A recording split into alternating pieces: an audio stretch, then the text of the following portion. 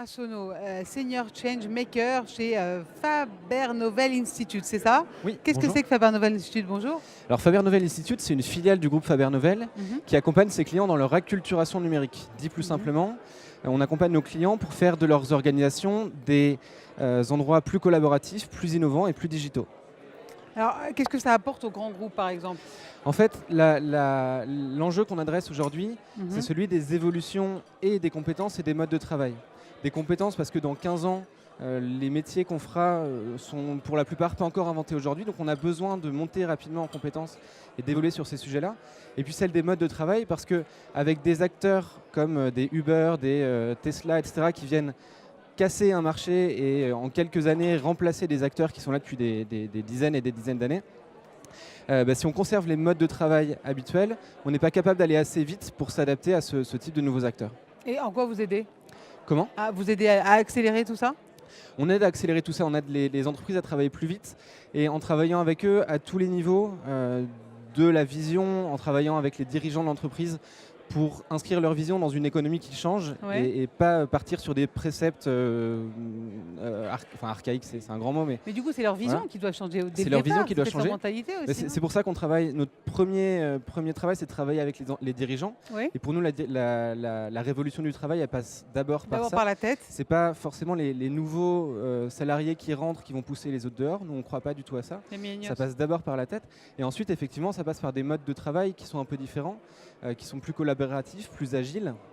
Et du coup, on travaille et avec les dirigeants et avec les collaborateurs.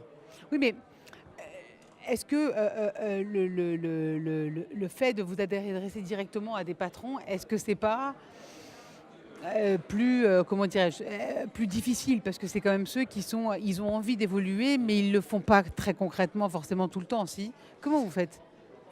En fait, ils commencent à plus avoir le choix et avec des acteurs qui les poussent un petit peu, ils sont obligés à aller vers des transitions.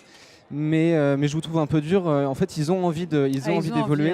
Bon. Et en général, les gens avec qui on discute ont cette démarche-là.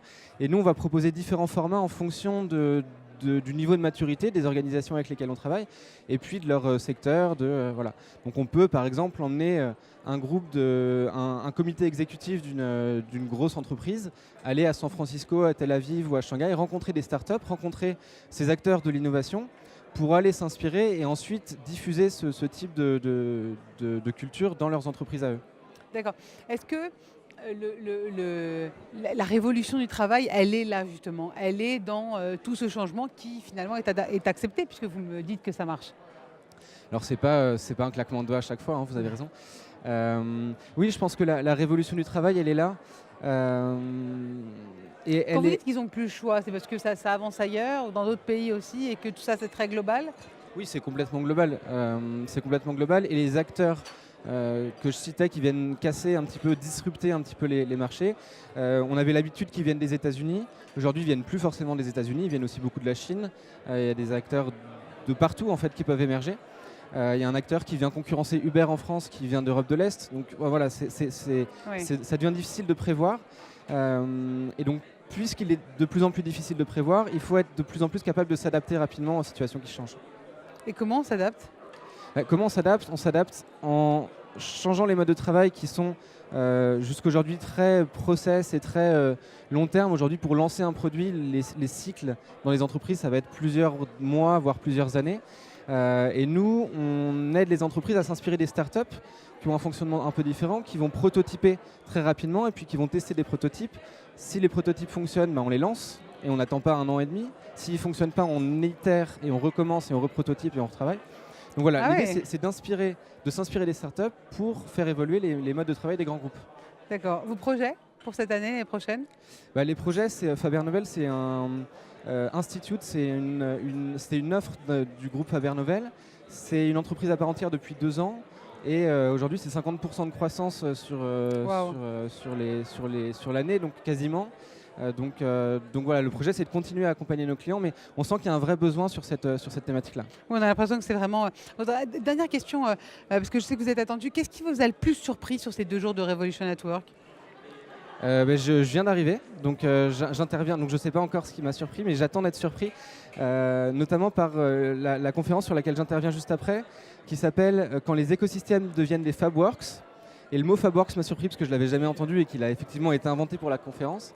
Mais je le trouve intéressant dans cette approche-là parce que ça réunit Fab Lab, donc ces espaces de prototypage où on a à disposition des outils, des matériaux, etc., et le travail. Et je crois que cette idée d'écosystème, elle est essentielle. Je vous parlais tout à l'heure des rencontres qu'on organise entre des grands groupes et des startups, ou des étudiants, ou des designers.